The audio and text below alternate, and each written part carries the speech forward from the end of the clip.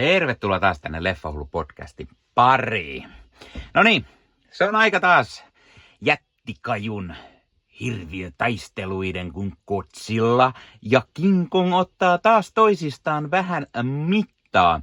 Elokuvassa Godzilla X Kong, The New Empire. Muutaman vuoden takainen Godzilla vs. Kong oli ihan ok monsterimäyhää, joten toki halusin myös nähdä tämän jatko-osan. Loppujen lopuksi en kuitenkaan teattereihin asti tätä lähtenyt katsomaan, vaikka kovasti mietin, että tämä olisi sellainen leffa, että olisi ehkä ollut hyvä siellä nähdä isolla kankaalla ja kovalla äänen toistolla. Mutta meikäläinen katteli tämän, kun se oli tullut Max-suoratoistopalveluun.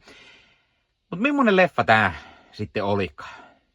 Onko se hyvä tai edes viihdyttävä? No, se selviää tuota pikaa. Ensimmäistä ajatuksia, mitä tästä leffasta jäi mieleen, oli, että mitä päätöntä menoa, meininkiä ja mäyhää tää leffa olikaan.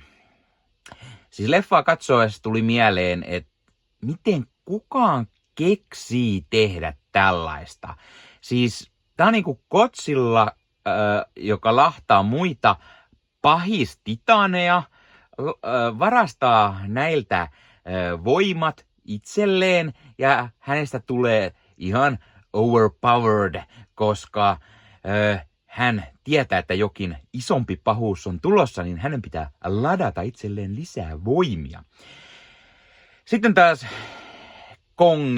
Kongi on etsinyt koko elämänsä muita kongeja, koska hän on lajinsa viimeinen ja hän ei sitä halua olla. No yllättäen onton maan alta löytyy vielä ontompi maa tai tällainen alataso tai jotain. Ja tietenkin sieltä löytyy lisää kongeja. Ja silloin sitten on tämmöinen väärä Kong-kuningas, eli väärä King Kong nimeltä Scar. Tulee jotain mieleen, joo. Hän hallitsee tällaisella rautaisella otteellaan ja hänellä on tämmöinen vähän niin kuin Godzilla-luokan titaani, millä on tämmöinen huima jäävoima ja sillä hän pitää otteessaan kaikkia muita. Ja mitä sitten nähdään, se mitä traileri spoilas, Kongi tarvitsee mekaanisen käden, jotta hän sitten pärjääpi. Siellä hänen käsi menee mäsäksi ja tarvitaan mekaaninen käsi. Ja sitten leffassa on hittohidastuksia. Godzilla ja Kongi menee kun mikäkin parivaljakko action-leffassa hidastetusti taisteluihin ja oikeasti tää oli mitä ihmettä.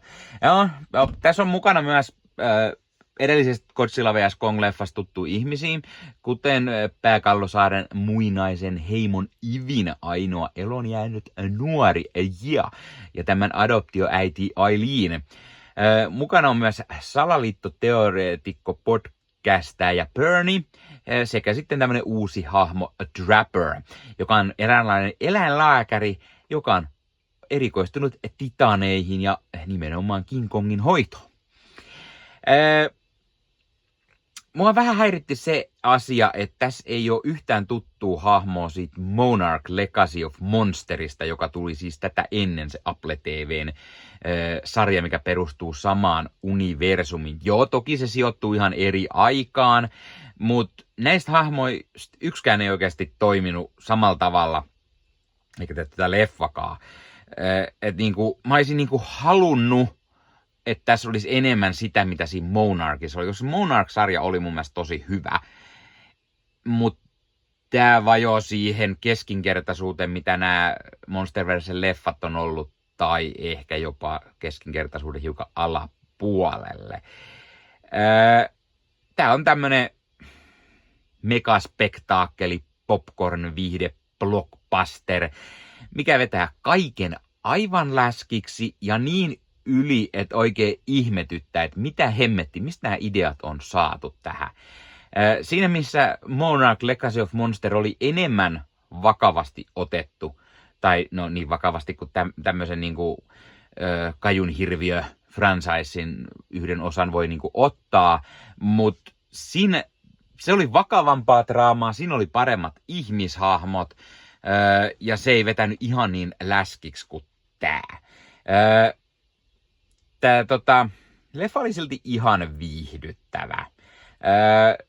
Ja tää leffa jatkaa siis sitä muutaman vuoden takaista Godzilla vs. Kongin tarinaa, ja tätä katsoessa mä oikeastaan huomasin, että en mä muista juuri mitään Godzilla vs. Kong-leffasta.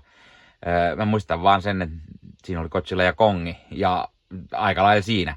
Mä en edes tajunnut sitä, että nämä ihmishahmot oli samoja, ellei siis tässä leffan aikana olisi käynyt ilmi, että nämä on samoja tyyppejä kuin siinä edellisessä leffassa oli.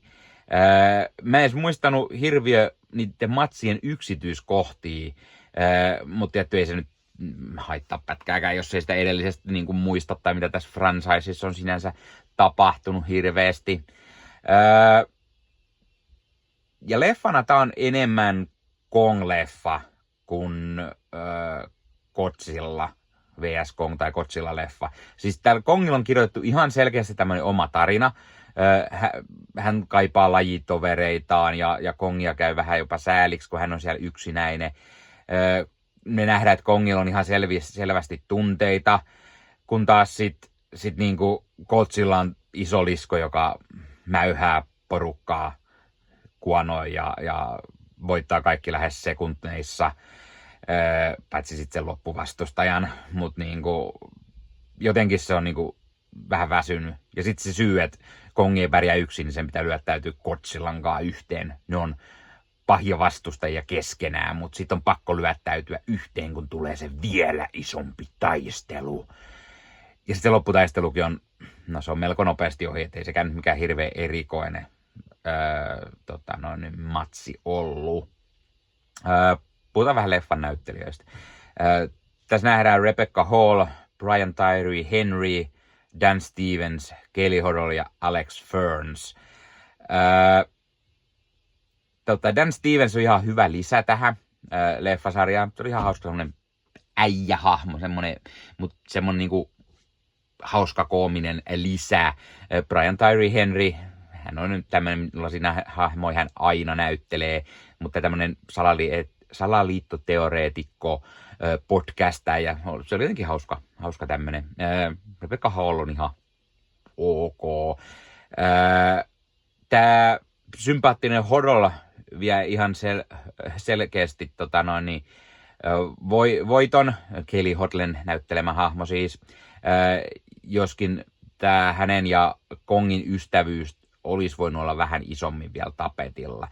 Ja se, että kun hän on se lajinsa viimeinen, kunnes löytyy ehkä jotain lisää, spoilereita, mutta ja hänellä on se yhteys Kongin kanssa, mikä kävi jo ilmi edellisessä leffassa, mutta sitä olisi voitu vähän vielä lisää makustella sitä heidän, niinku, heidän sidettään ja heidän sitä ystävyyttään. Muuten oikeasti nämä ihmishahmot on aika tylsiä tässä, mutta eihän ketään oikeastaan kiinnosta hirveästi ihmishahmot näissä leffoissa, vaan niinku, tärkeintä on se monsterimäyhä. Mutta olisitte nyt hittovia voinut edes yrittää tehdä kiinnostavampia hahmoja, siis ei oikein niinku tuntunut missään. Eipä oikeinkaan se Godzilla ja Kong, se on semmoista yhdentekevää mäyhää ja nyt kun tämän leffan katsomisesta on jo vierähtänyt hetki, kun mä tätä nauhoittelen, niin siitäkin on vähän jo sumentunut, että mitä sen niinku yksityiskohdat siinä oli. Tässä leffassa on ohjaajana Adam Wingard, joka siis ohjasi edellisen osan myöskin. Tämä on semmoinen kaiken kaikkiaan semmoinen niinku aivot narikkaan popcorn viihdepläjäys, että oksat pois. Mutta joo, kyllä mä sen parissa ihan viihdyin, sen tyhmyydelle ja hölmöydelle naurahdin muutamat kerrat, ja leffassa on oikeasti paljon kaikkea tyhmää ja hölmöä, mutta kyllä sen parissa ihan viihtyi. Ei tämä silti järin hyvä leffa oo. Sen viihdyttävyyden ansiosta mä annan arvosanaksi ehkä 6/10, eli niinku ihan ok. Se on viihdyttävä, mutta ei se nyt erikoinen ollut. Suositteleks mä sitä jollekin? Joo. Aina tulee se hetki, kun sä haluat katsoa niin sanotusti jotain aivot narikkaa viihdet. Sä et halua katsoa mitään 3,5 tunnin draama-elokuvaa välttämättä, vaan sä haluat katsoa jotain viihdettä, semmoista mäyhää esimerkiksi, niin tää sopii siihen olotilaan vallan mainiosti. Kerro hei kommenteissa, oletko sä nähnyt Godzilla X Kong The New Empire-leffan? Mitä mieltä oot siitä leffasta? Piditkö, etkö? Miksi? Tai mikä on sun suosikki tässä franchisessa? Eli siis tässä, mikä käsittelee nämä uudet Godzilla ja Kong-leffat, mitä Hollywoodissa on tehty. Tai mitäs alkuperäiset Kajun leffat, Kongileffat esimerkiksi? Onko sä nähnyt niitä? Mitä mieltä sä niistä oot? Mikä on sun suosikki niistä? Jos kaikki Godzilla, Kong ja muut Kajun leffat pistää yhteen, niin mikä on paras leffa niistä? Kerro hei kommenteissa.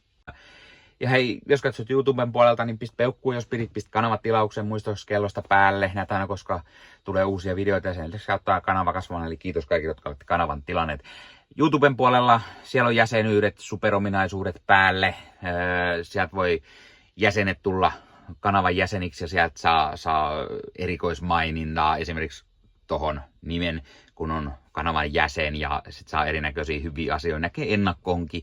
Esimerkiksi tämänkin on nähnyt varmasti jo aikaisemmin, jos on kanavan jäsen, tämän videon sieltä ja muita videoita tulee. Esimerkiksi täällä on paljon tällä leffahuoneessa kaiken näköistä, mistä on tulossa lähiaikoina varmasti video, niin niitäkin näkee sitten ennakkoon, kun on kanavan jäsen. Joskus tulee jopa pelkästään jäsenille tarkoitettuja videoita.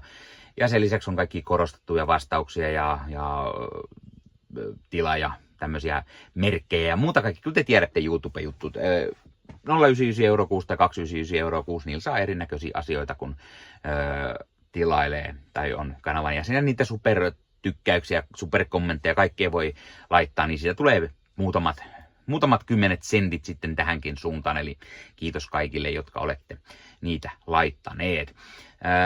Ottakaa Leffahullu somekanavat haltuun, Instagrami, TikTokki, Facebook-sivusto, jäne.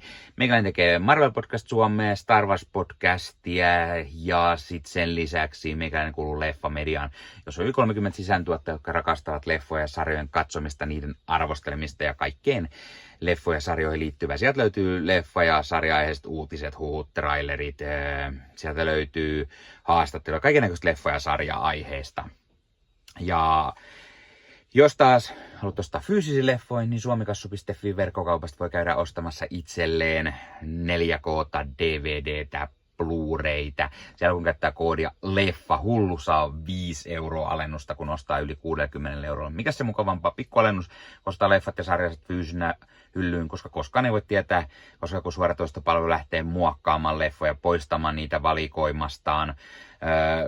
Usein kuvan ja äänenlaatu kärsii, koska suoratoistopalvelujen pittivirta ei riitä. Kun leffa on fyysinä hyllyssä, siinä on paras mahdollinen kuvan ja äänenlaatu ja silloin niin kuin tietää, että varmasti saa laatu. Sen lisäksi fyysinen leffoissa on esimerkiksi bonusmateriaaleja elokuvan tekemisestä. Ostat jonkun erikoisjulkaisun, tyylikäs steelbook vaikka tai premium-julkaisu, niin tulee kaikennäköistä lisähärpäkettä myös mukana, magneetteja, julisteita, kirjasta, vihkosta sen leffan tekemisestä, kaikennäköistä muuta mukavaa. Sen takia fyysinen formaatti on aina jees. No niin, tämä oli Leffahullu podcast tällä kertaa. Ei muuta, ensi kertaa. Se on moro.